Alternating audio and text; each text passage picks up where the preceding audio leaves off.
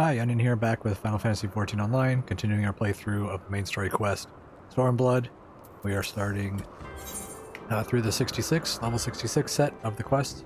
This is all text-to-speech, so because of dyslexia and bad eyesight, I can now enjoy the main story quest and get the full understanding of the story. Thanks for joining. Please continue along with me. I know what you're thinking.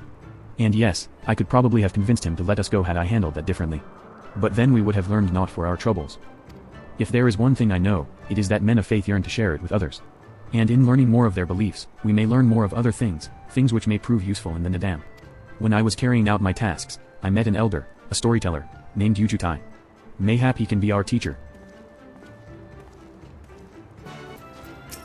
I can spare no time for you. Other troubles demand my attention.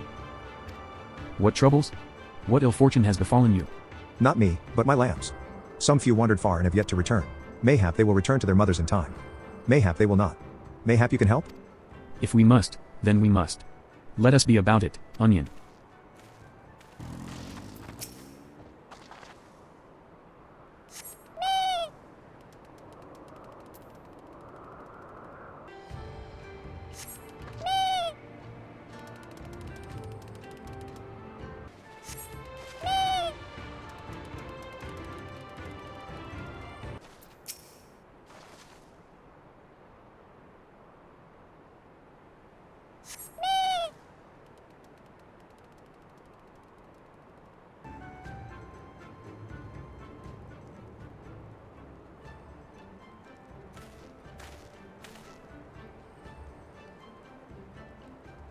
Greetings. I trust all of our little explorers are safely accounted for. That they are. My thanks to you, Doman. Now, you had questions for me? I would know more of the Oranir, of their creation, and of Father Azim. As you wish. Come, let us sit.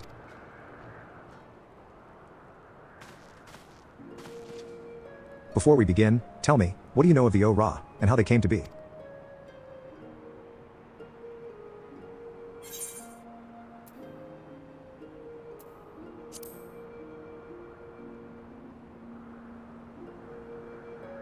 Yes. A common tale, and one believed by many tribes. But what it does not mention is this: Azim and Nama were lovers. Oh, they fought in the beginning, as did their creations. That much is true. But when they saw how the Zayla and the rain rose above their hatreds and joined hands in harmony, their hearts stirred, and the love their children shared became theirs as well. Alas, he was of the sun and she of the moon. Apart they must remain, lest day and night cease to be, and with them all creation. With sadness in their hearts they returned to the heavens, he to the day, she to the night, destined to walk before and after, never to meet.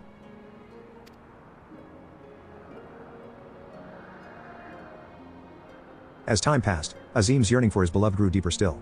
Was there truly naught that could be done, he wondered. At last, he knew, if the father cannot be with the mother, then he shall go amongst her children. Now and ever after. So it was that Azim took a fragment of his being and with it fashioned an avatar. Clad in scale of midnight, he descended, and sought out the Zayla. Yea, he was the first Oranir. We are of his flesh and his blood. We are the children of Azim, and it is our duty to watch over and keep the Zayla safe.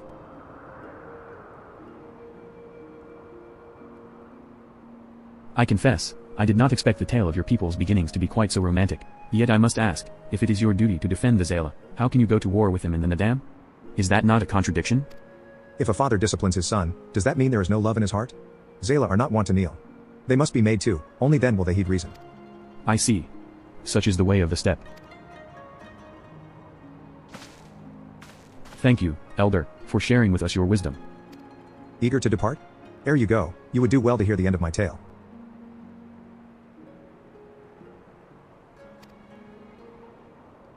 When Nama looked down and saw the avatar of Azim, she knew him at once, and shed tears of love and longing. When they struck the earth, they rose anew, as a counterpart to the Oranir. Their fates entwined. So you see, for every son of Azim is a daughter of Nama for whom he must search. Even now.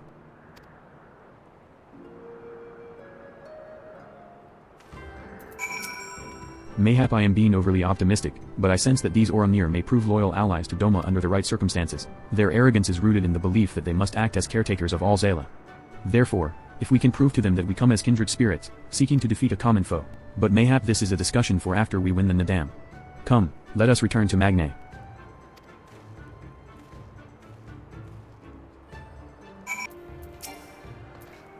You shine with the light of newfound wisdom. Could it be that you have at last accepted the supremacy of the sun? No matter. You have each completed your tasks, and proven yourselves deserving of mercy. However, if it is freedom you desire, then there is one more thing you must do.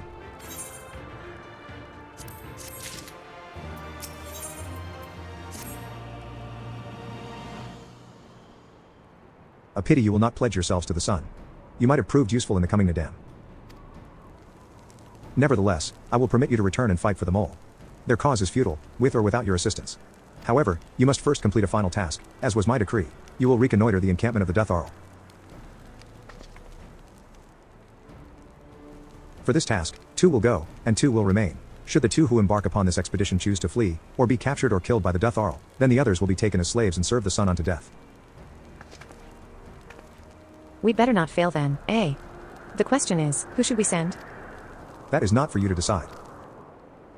All of you have conquered Bardam's metal and proven yourselves warriors of the steppe. You should all be equally capable of carrying out this task, and therefore, you should have no objections.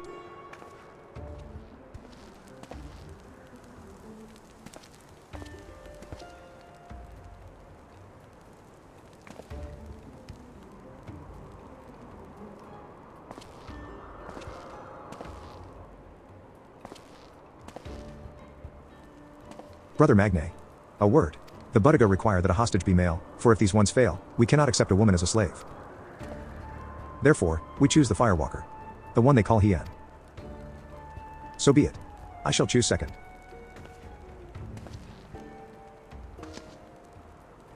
I doubt either of you are the moon I seek, but stranger tales have been told, and men are of no use to me. I don't know what this moon stuff is that he's going on about, but I don't like the sound of it. At all. No, of course not. The woman I seek is of the dusk, a gentle, ethereal maiden. A dancer in the morning mist. You are warriors of the steppe, fierce and brutal, conquerors of magic stone and steel. Ethereal you are not.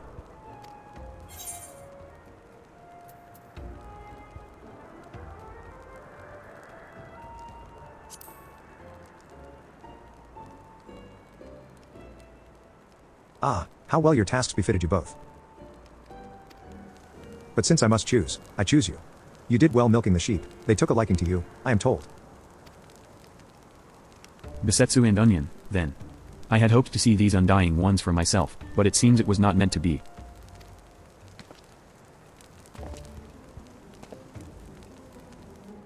Death Arl Ka lies far to the south, where the grass turns to sand. Return with valuable knowledge, and all will be free to rejoin the mole. Now go.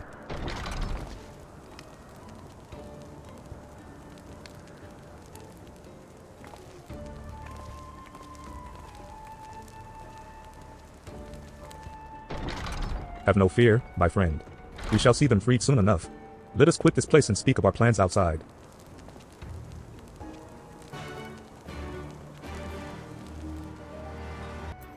'Tis plain they hope we will never return.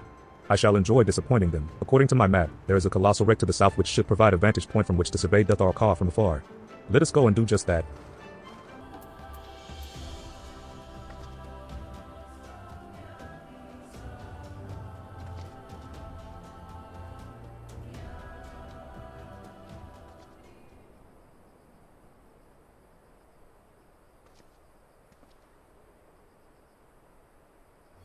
Over there, look. Those men are in danger. Gah. Too late for the one, perhaps, but there is yet time to save the other. Come. We cannot abandon him to his fate.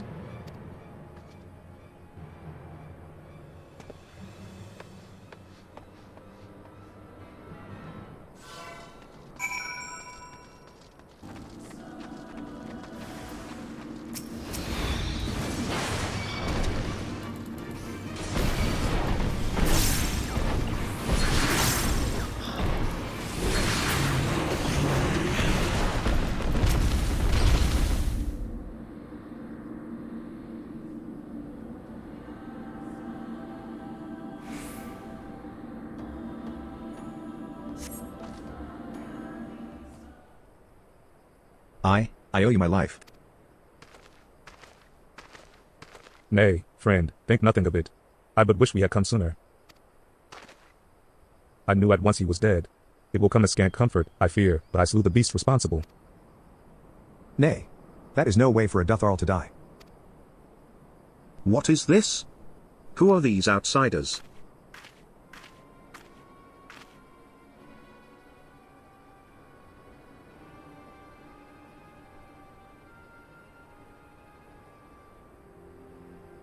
Sadhu Khatoon. Forgive me.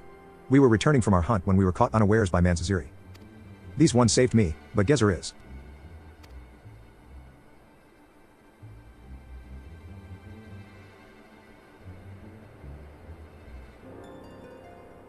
Who are you? Why have you come? Not to cross the sands, that much is certain. I have heard tales of travelers in league with another tribe. Are you they? Who do you serve? Answer me.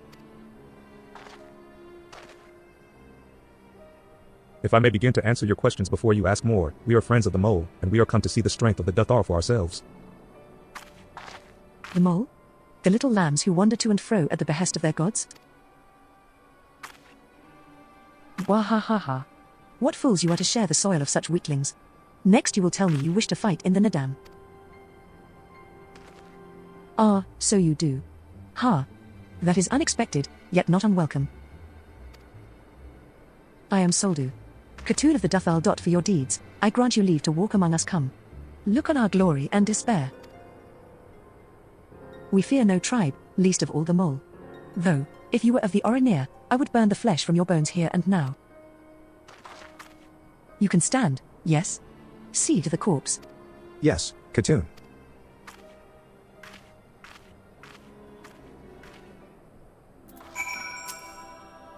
So that is the leader of the Dathar. Clearly not a woman to be crossed, but how callously she spoke of her dead. See to the corpse? Surely this warrior deserves better than that.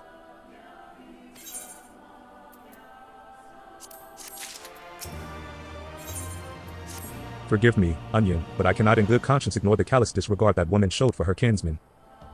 We must seek her out at once. With me?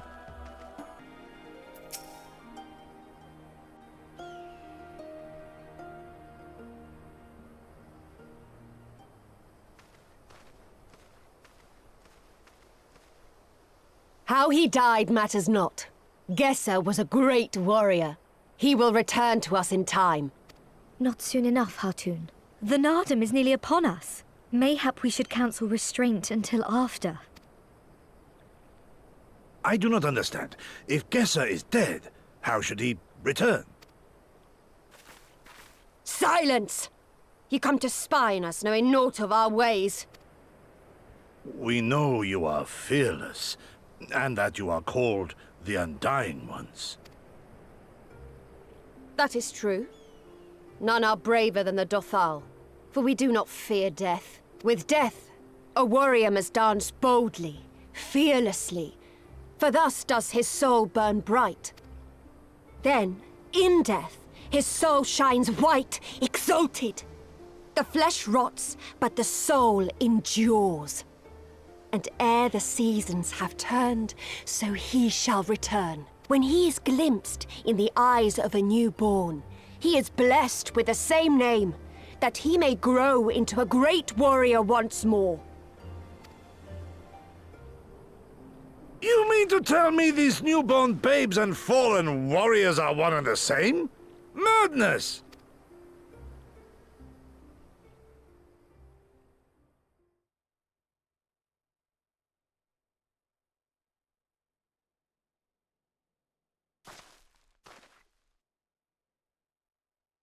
I gave you leave to observe, not to insult our beliefs. Have care what you say. Otherwise do as you will.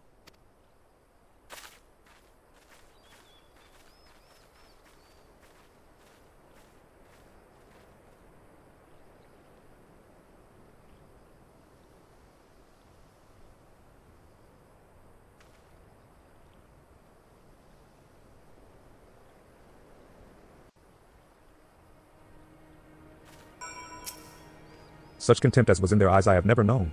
But for the soul to live on, as they say, is not something I can so easily accept. Do they truly believe this? All of them? That in death there can be rebirth? Retribution? In any event, we came here in search of information. We cannot leave without speaking with our people.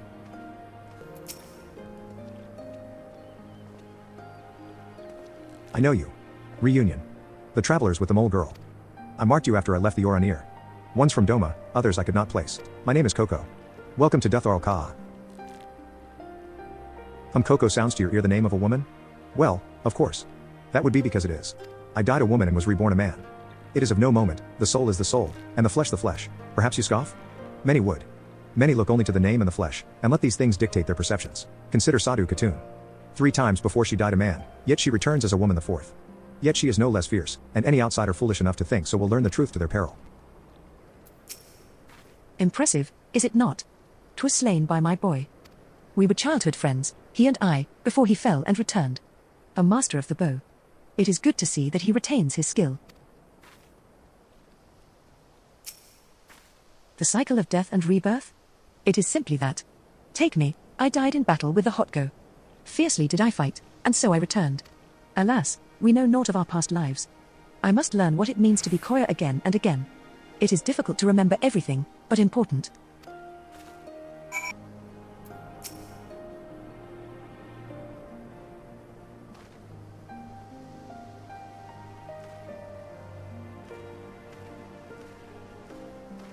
Ah, Onion.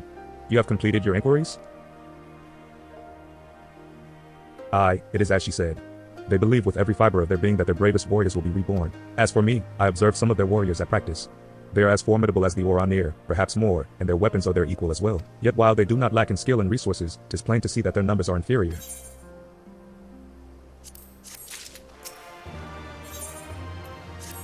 This has been an educational experience, to say the least. Yet everything we have learned is common knowledge to the people of the steppe. 'Twill not be enough to earn our comrades their freedom. Not less than the Dutharl's plans for the Nadan will suffice, I fear. Well, I have never been one for skulking about. I will go to Sadhu and see what secrets I can prise from her lips.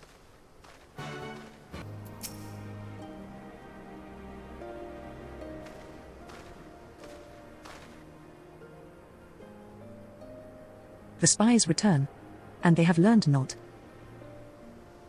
Mayhap so, but no longer. Though you hide it well, I know you have devised some manner of cunning stratagem for the Nadan. Out with it, I say. We are what you see, Doman. We are Dutharl. Others rely on tricks and traps. Subterfuge. Lies. We have need of naught but our own strength. We meet the enemy in battle and kill him. That is why I cared not what you did from the first. There is naught for you to learn. Tell your masters to meet us on the field, and make ready to ride with their ancestors. Your confidence is plain, as is your strength. Yet you are not the most prosperous of tribes. The Mo you mock are few, but so too are you. Why? Though a glorious death is to be celebrated, it is yet death. While we kill many, many are killed in turn. In the wake of our battles, the soil drinks deep of the blood of the fallen, their bodies piled high. Not all are born again. Only the bravest.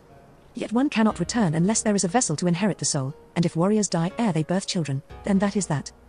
Even the brave warrior who finds a vessel will for many years remain a shadow of his former self. It falls to his elders to endure until he is ready to accept his responsibilities.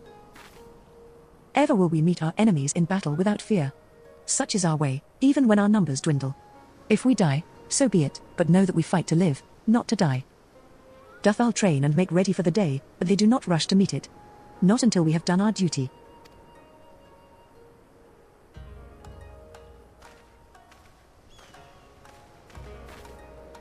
Sadhu Khatun. Gezer's body has been given to the sands. Then our part is done. Rest, warrior. The Nadam draws near, and you will need your strength.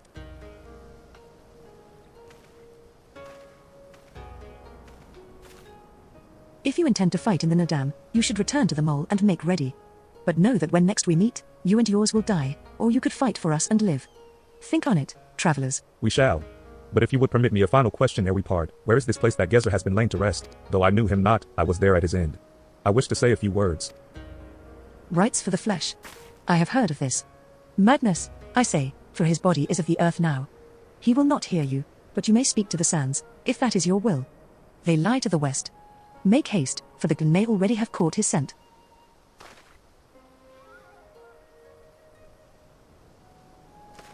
My apologies, Onion. This will take but a moment.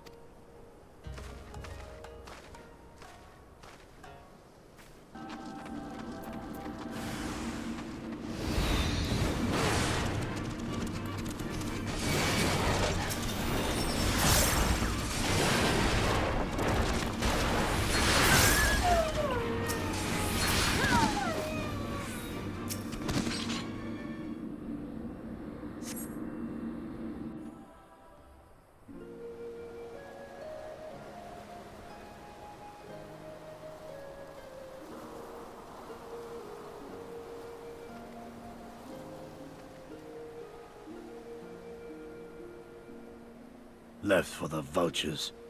It seems an insult to the man.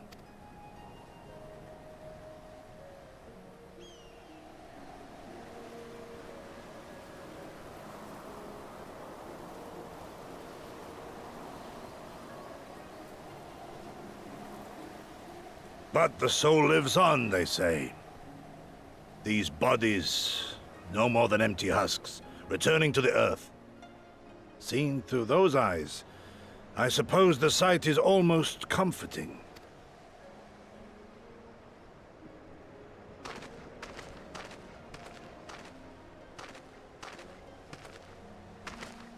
Pardon me?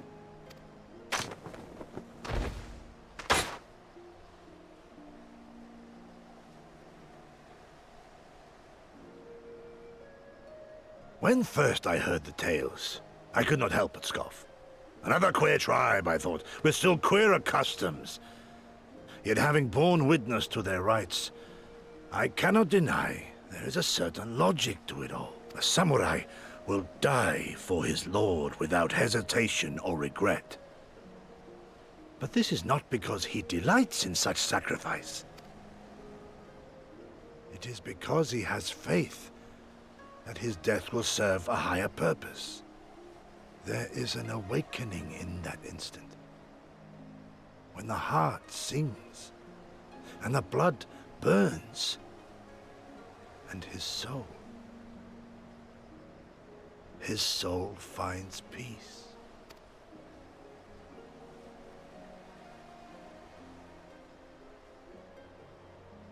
There is comfort in that.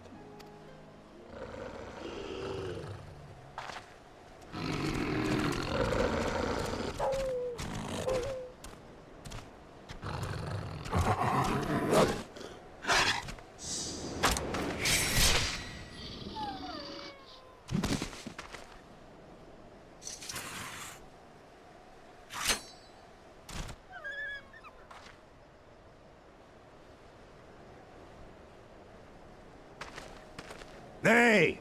We dare not permit ourselves that luxury, my friend, tempting though it may be. Not while our loved ones yet remain in chains.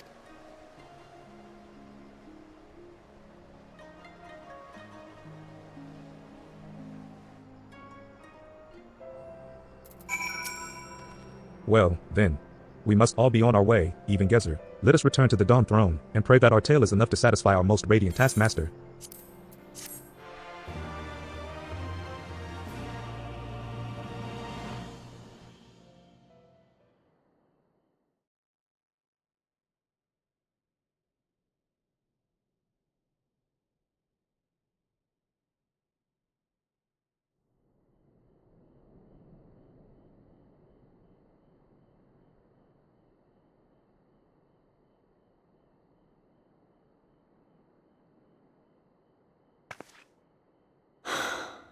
Well, if there is a way out, I can't see it. Shame we didn't learn much before they locked us up. 'Tis little wonder the Oranir won the last Nardum. These people leave naught to chance. Hien, I've had something on my mind for a while, and now...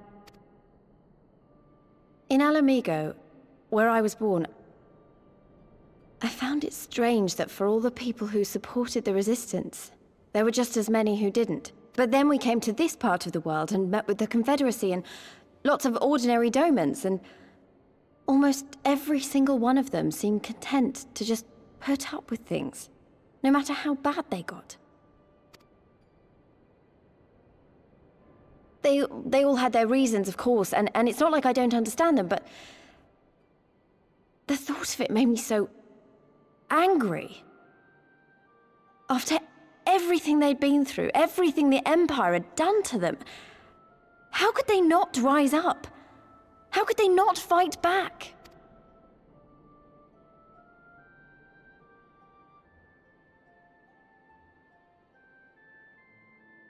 People are pragmatic creatures at heart. They hold on to hope only until they taste true hardship. Then comes fear and regret. For even should a day go by without some new disappointment, the next will only bring more of the same, and so they choose the more sensible option. They learn to abide the indignities and injustices, the pain and the shame, to accept them as normal. Such is the lot of most men. One cannot expect to spur them to action at a moment's notice.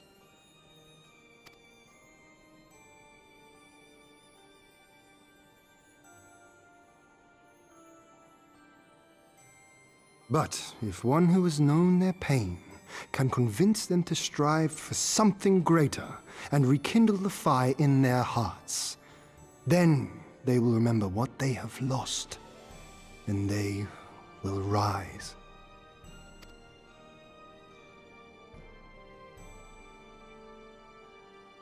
I had someone like that once. I didn't know who I was or who I wanted to be, and he risked his life to show me the way.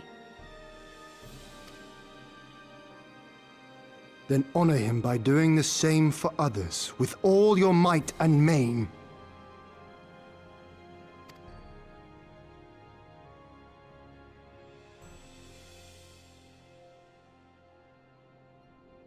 You know, when my homeland fell 25 years past, I was still in my mother's womb.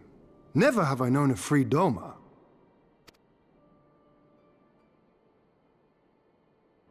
But my father did, as did many of my fallen comrades, as do many of my people now. It may be no more than a dream to me, but if I do not chase it, then who will?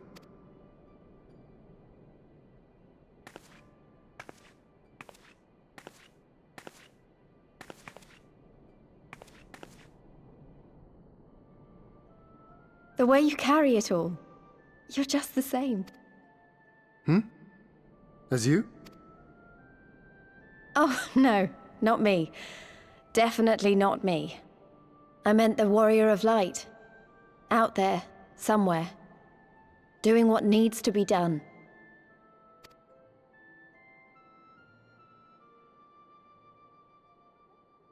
I won't have you put me to shame any longer. I'm going to seize the future I want, with my own two hands.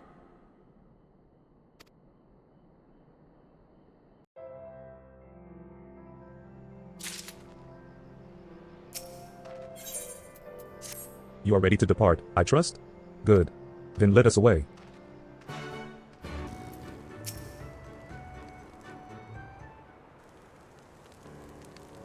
All that you have seen and heard. Your knowledge. I would have it.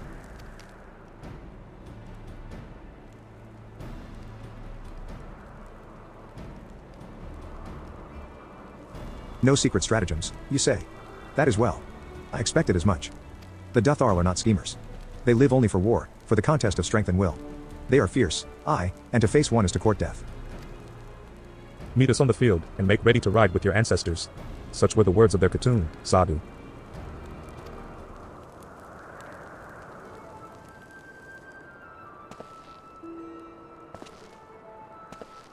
Speak not that devil's name in the presence of the most radiant. You bade us tell you of the Dotharl, yet you will not hear the name of their leader? After the last Nadam, she gave great offense. The most radiant brother called to him the women of the steppe, that he might look into their eyes and see if Nama looked back. But that feral legend. She spat curses and called forth flames. She scorched the soil and refused to present herself. 3 days and nights had we fought to claim the Dawn throne, and still she shows brother Magne such disrespect. Such defiance. By right should she pay with her life. Speak not another word, Batu, or you will pay with yours.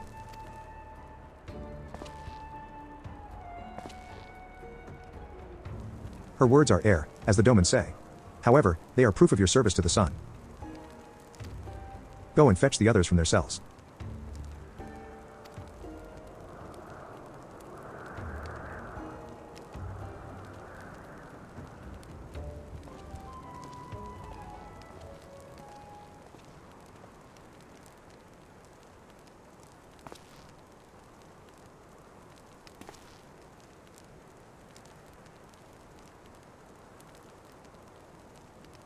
My lord, Lys, you are unharmed? Thanks to you and Onion. We are free to return to Mol Ilo, I take it? By your deeds have you proven yourselves to be warriors brave and true. You may return to the mole and make ready for the Nadam, on one condition. To fight in the Nadam is to be bound by it. Swear, here and now, to abide by the law of the steppe. To accept the supreme authority of the Kagan, whomsoever it may be.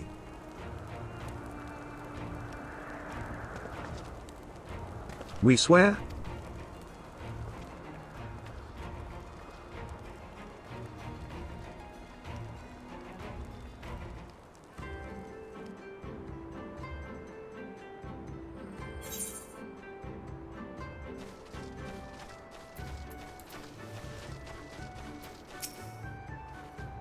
Well done, my friends. I knew you would not fail. I should be glad to hear of your experiences with the Dotharl, but as time is of the essence, let us converse en route. Come, Serena and the others are waiting. Thank the gods you are all right. When you failed to return, I feared the worst, but here you are, hale and whole.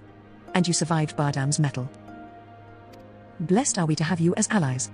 With your strength, we may have a chance.